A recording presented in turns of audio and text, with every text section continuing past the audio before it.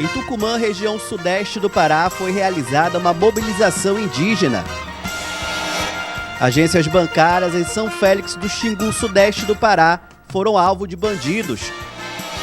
Missa foi realizada em Igreja Católica em homenagem às vítimas de Brumadinho. E ainda, o Ministério Público liberou jogos no Mangueirão de forma parcial. Hoje, sexta-feira, dia 1º de fevereiro. O Jornal RBA já está começando.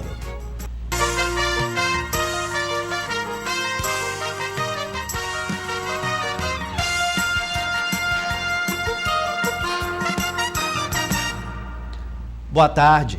Ontem foi realizada uma mobilização nacional indígena. Aqui no Pará, o evento aconteceu na região sudeste do estado, em Tucumã, onde as aldeias se reuniram para buscar uma melhor qualidade de vida para os indígenas. Acompanhe na reportagem.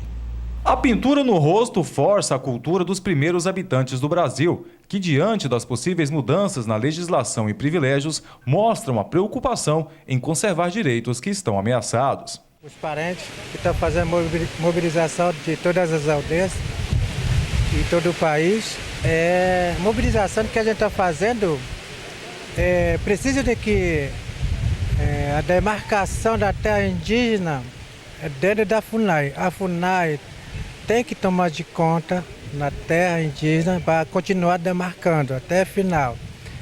A FUNAI tem que permanecer ainda no Ministério da Justiça. E o Ministério da Saúde também tem que permanecer também no Ministério da Saúde. A educação é a mesma coisa. Diante disso, em todo o Brasil foi realizado, neste 31 de janeiro, uma mobilização nacional indígena. Na região sudeste do Pará, Tucumã foi uma das cidades onde aldeias se uniram para buscar uma melhor qualidade de vida, como afirma Mopá, da aldeia Alcrê, e representantes de uma das cooperativas indígenas da região.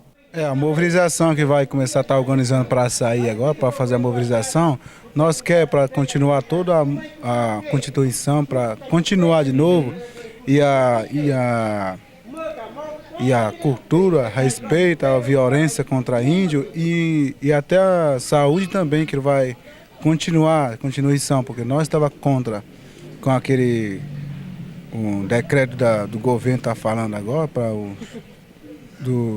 nesse ano, e a respeito também da demarcação, porque dos nossos parentes também não está demarcando, nós queremos que demarcação para demarcar toda a área indígena e a cultura e respeito ao indígena. Quem estava primeiro, o Brasil é o nosso índio, né?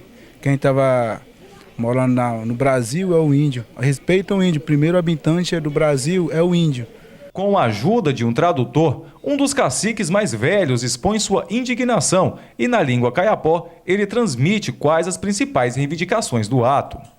Não, hein? A catiaca não vai mais não a cati. Na camei não né? Funai. Funai na cuta mai claiclo mai clono. Nim kama catiaca vai mais abatai no e não funai. Na camrai cadin vai mais maquin ket.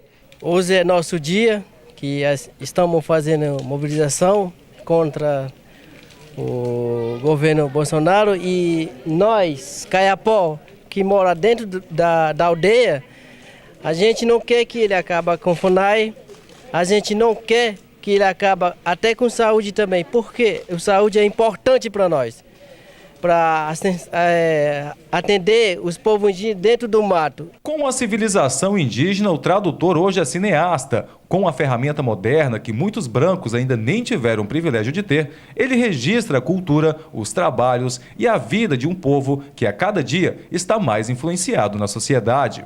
Agora, nesse ano, nós indígenas, os jovens, estão começando a aprender a tecnologia do branco para mostrar o nosso cultura, nosso canto, nossa língua, nossa tradição, tudo o que está acontecendo dentro da aldeia, para mostrar lá fora, para todo mundo assistir, ver se respeita o Caiapó.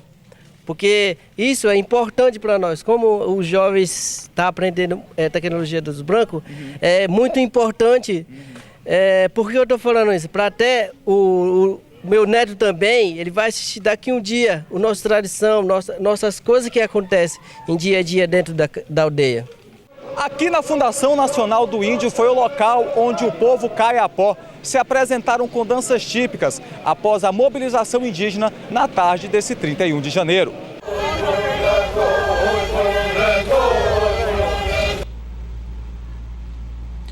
E bandidos explodiram 2 bancos e fugiram com o dinheiro em São Félix do Xingu, região sudeste do estado. Na fuga, a quadrilha, com cerca de 10 homens, atearam fogo em um carro para dificultar a perseguição. 1º de fevereiro de 2019, estamos aqui diretamente da Delegacia da Polícia Civil de Tucumã. Infelizmente, nenhuma ocorrência e registros que chamasse a atenção da nossa equipe. Diferente da população de São Félix do Xingu, que na madrugada de hoje, por cerca de 1 hora, eles viveram um momento de pânico e medo. Confira a reportagem. Era por volta de 1h30 da manhã quando cerca de 10 a 15 bandidos chegaram na cidade de São Félix do Xingu a tiros, colocando pânico e medo. Os alvos, as agências do Banco do Brasil e Bradesco. No local, aproximadamente 10 pessoas foram feitas de escudo humano para proteger e facilitar a ação dos bandidos que explodiram os cofres das agências. Na fuga, eles soltaram os reféns, além de atearem fogo em veículos. Dificuldade é o que condutores estão tendo com o carro deixado pelos bandidos após o assalto na cidade de São Félix do Xingu. Além do veículo que eles atearam fogo, eles colocaram objetos perfurantes para dificultar a locomoção da polícia até aquele município. Este veículo foi atingido pelos objetos perfurantes e teve que ficar à beira da rodovia. Até o momento, não se sabe os autores do roubo nem a quantia levada pelos assaltantes. E esse foi o 2º caso de roubo na modalidade Novo Cangaço aqui no Pará. Em 2 dias, na verdade o outro aconteceu no dia 30, onde bandidos roubaram de forma similar a agência da Caixa Econômica Federal de Mãe do Rio, região nordeste do Pará. E algumas pessoas que estão procurando pelos serviços de atendimento ao cidadão SAC estão reclamando de algumas dificuldades no atendimento. Acompanhe na reportagem de Pamela Voloski. Desempregado há 2 anos, José Leôncio já estava sem esperanças de conseguir uma recolocação no mercado de trabalho. No entanto, o que já parecia ser impossível aconteceu. A tão sonhada oportunidade surgiu. Mas, para formalizar a contratação, foi necessário que o ajudante tirasse a 2ª via da carteira de trabalho, pois a dele já não tem mais espaço para nenhum registro profissional. Foi então que os problemas começaram. O meu problema que está enfrentando é sobre a minha carteira. Eu fui na Praça Cidadão, eles falaram que não está tendo pessoas para fazer essa carteira. Aí eu vim aqui no Shopping Carajás, eles falaram para mim que não estava tirando e nem tinha previsão de tirar. Aí o que aconteceu? Eu falei, não, tá bom, eu vou para casa levando um prejuízo, mas eu vou entregar na mão de Deus. Deus vai resolver por mim. Com viagem marcada para Xinguara, onde dará início às suas atividades profissionais, Leôncio relata que ficou apreensivo com a situação, mas contou com a compreensão da empresa que o contratou.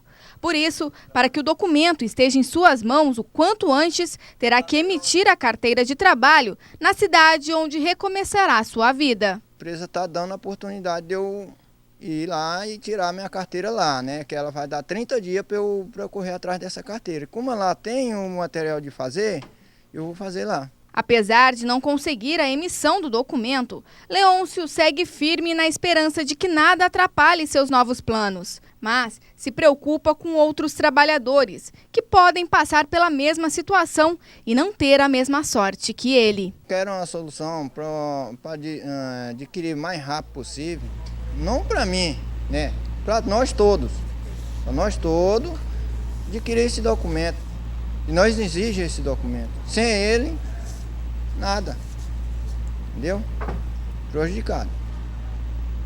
E o Serviço de Atendimento ao Cidadão solicita a todos os que tiraram as carteiras de trabalho em dezembro a janeiro deste ano que se dirijam até o órgão para buscar o documento, a partir da próxima segunda-feira, dia 4. Cerca de 2.000 carteiras de trabalho estão prontas para serem entregues aos cidadãos. O órgão informa ainda que a emissão de novas carteiras de trabalho voltará a ser realizada a partir do dia 11 de fevereiro. O saque funciona na Praça do Cidadão de segunda a sexta-feira, de 8 horas da manhã até as 2 horas da tarde. Já no próximo bloco você vai acompanhar que missa foi realizada para homenagear vítimas em Brumadinho, Minas Gerais. Agora 18 horas e 2 minutos, eu vou para o intervalo e volto já já.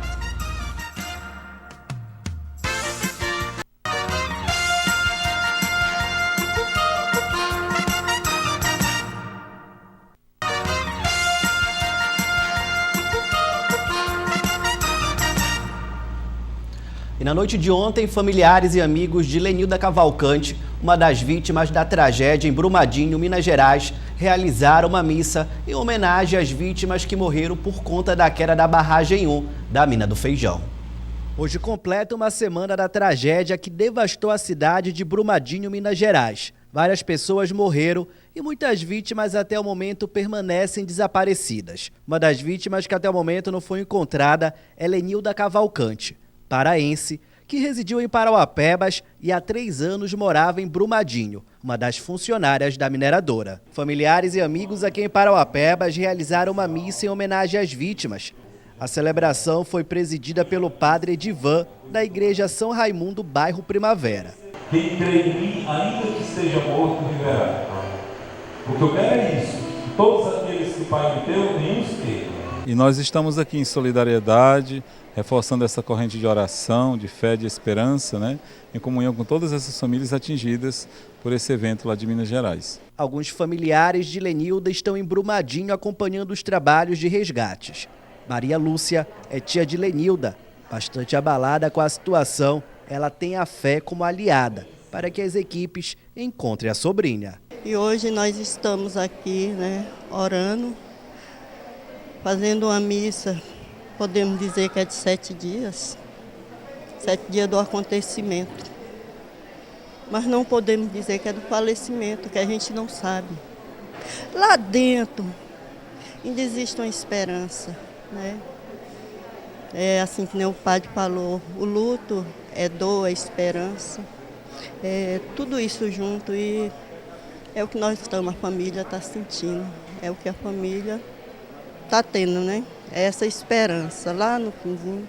No início dessa semana, o governador do estado, Helder Barbalho, esteve reunido com representantes de diversas secretarias para compor a equipe que irá monitorar as barragens existentes aqui no Pará.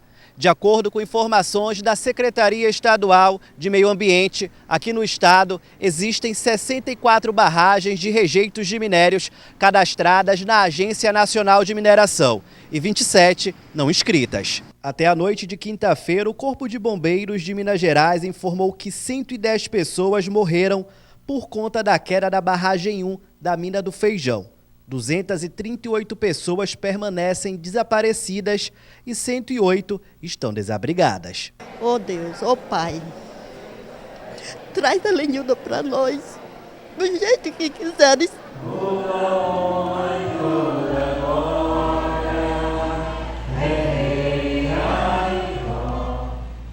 A gente deseja aí força para a família da Lenilda, né? E para todas as outras envolvidas aí nessa tragédia.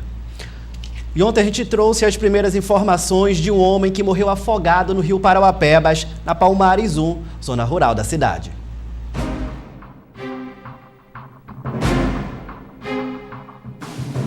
Um homem morreu afogado no rio Parauapebas. A morte ocorreu por volta das 14h30, no bairro Palmares 1, zona rural do município. O homem ainda não foi identificado, mas era conhecido popularmente como Chaguinho. De acordo com populares, ele trabalhava mergulhando e retirando areia do fundo do rio. Este morador da área afirma que viu o momento quando Chaguinho se afogou. Ele foi o primeiro a chegar ao local e retirar o corpo do rio. Ele falou que ia banhar e aí pulou dentro d'água. E aí pulou e não voltou mais. Aí foi que nós fomos, eu achei muita demora dele e aí fomos atrás, mergulhar atrás e achamos ele. Já estava afogado, já estava morto. Ainda de acordo com ele, o homem tinha problemas com álcool e aparentava estar embriagado no momento em que mergulhou no rio. Aparentava ter bebido também. Isso que fez com que ele acabasse jogando e não conseguiu nadar e acabou morrendo? Eu acho que foi. Acho que foi mais o que causou também. Que ele bebia muito e aí causou os problemas mais sérios nele. Acho que foi esse, através da bebida. Técnicos do IML e da polícia estiveram no local para fazer as primeiras análises sobre o caso. Após uma breve perícia, os técnicos não encontraram nenhuma marca de golpe ou hematoma, o que reforça a ideia de que o ocorrido foi um acidente. Agora a polícia está aguardando que algum familiar apareça para identificar o corpo e prestar as últimas homenagens à vítima. E a Polícia Militar prendeu na noite de ontem um homem com uma certa quantidade de substância tipo crack. Acompanhe. 516 gramas de crack, R$ 259 e uma balança de precisão. Esse material estava com Matheus Oliveira Alves, 26 anos. Ele foi preso pela PM durante a operação Saturação pelo bairro Cidade Jardim. A guarnição do Tenente Honorato fez a detenção do homem. Avistando um elemento de atitude suspeita, foi feita a abordagem desse pessoal com ele. Com ele foi encontrado um pedaço de crack, foi indagado sobre a origem da droga. O mesmo informou que era sua e haveria mais um terreno baldio ao lado de sua residência, que o mesmo não guardava entorpecente na sua residência, guardava ao lado do terreno baldio. Lá foi encontrado mais entorpecente, no caso do crack, dinheiro e uma balança de precisão. Já no próximo bloco você vai acompanhar que o Ministério Público liberou de forma parcial os jogos lá no Mangueirão para o Campeonato Paraense. Agora, 18 horas e 11 minutos, essa reportagem você acompanha já já.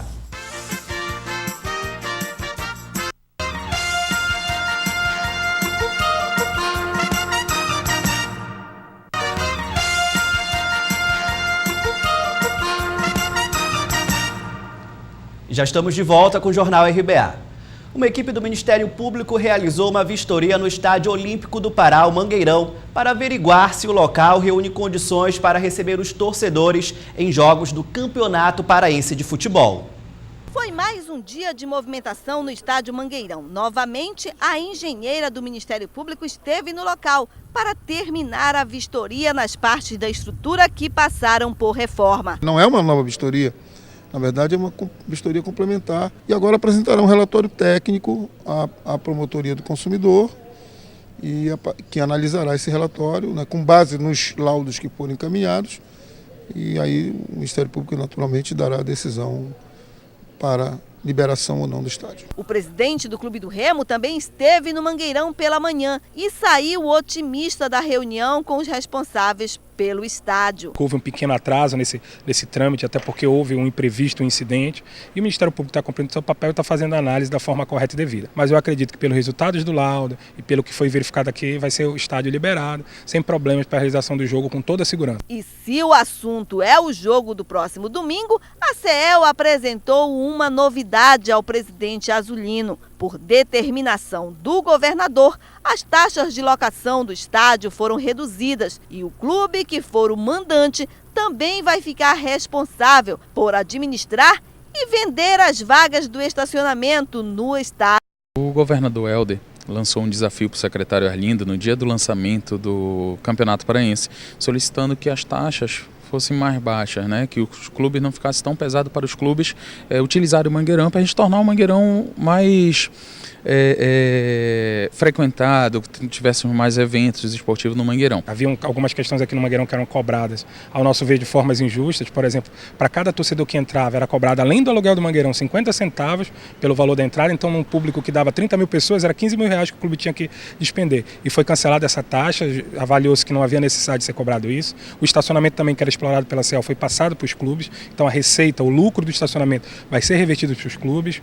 E a questão do aluguel foi reduzido o valor que era cobrado também, para que o clube pudesse ter o direito, ficando pendente só a questão do bar, porque foi feita uma licitação no final do ano e o governo está vendo como resolve, se é possível cancelar, se é possível rever essa questão. Mas, por enquanto, os bares vão ser administrados por essa empresa. Mas só o fato dessas mudanças que eu falei já vai representar um resultado financeiro em torno de 30 mil reais por jogo em favor do clube.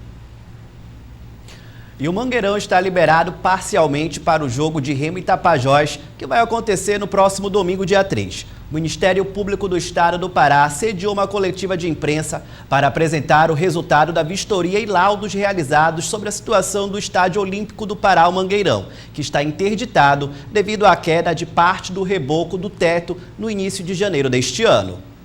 Corpo de Bombeiros, Polícia Militar, CEL, Ministério Público, Secretaria de Obras e Federação estiveram presentes. Porém, o anúncio ficou com a promotora pública da Promotoria do Consumidor, Joana Coutinho. Mangueirão liberado, mas com a capacidade reduzida. Nós optamos pela indicação, sugestão do bombeiro, porque você tem mais segurança, a fluidez para, no caso de um evento, um sinistro. Nós estamos ainda todo mundo muito chocados com o sinistro que houve em Minas, então ninguém vai querer colocar em risco a vida das pessoas.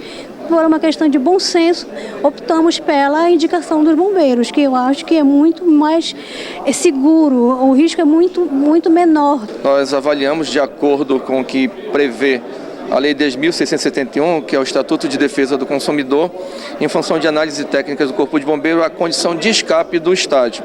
Da área que nos foi fornecida como área liberada pela parte estrutural, nós avaliamos seguramente poderíamos fazer uma evacuação com 22 mil pessoas. Então foi um número atendido tecnicamente. A mesma capacidade de 22 mil torcedores até aqui está liberada para o Repá, mas pode chegar a sua totalidade, que é de 35 mil torcedores. Tudo vai depender da conclusão dos reparos e depois de vistoria no local onde houve o descolamento do reboco. Se não for apresentado ao Ministério Público a correção das outras inadequações, principalmente da parte que está isolada, nós vamos manter sim, principalmente porque no Repá é um outro público. O público que vai para esse jogo de domingo é um e no Repá é outro. Então, as preocupações de segurança são muito maiores. Com relação ao lado B, ao lado A, onde ocorreu o sinistro, a gente vai precisar de um pouco mais de tempo, porque é uma estrutura mais complexa, onde está tendo a intervenção do Dr. Paulo Brígido. Mas de antemão a gente garante que o estádio está totalmente seguro em termos de estrutura e que o nosso cronograma para entregar é dia 10 de fevereiro. Então a gente acredita que até dia 10 de fevereiro, mais uma semana, vamos colocar aí, a parte da Secretaria de Obras esteja concluída, por conseguinte, liberado para o estádio para todo o reparo. A gente fica por aqui, outras informações você acompanha segunda-feira no Barra Pesada, ao meio-dia, com Daiane dos Santos. Fica agora com as principais notícias do Brasil e do mundo com o Jornal da Band. Só informando a você que a partir de segunda-feira você irá ficar com o Jornal RBA de Belém. A todos uma boa noite e um excelente final de semana.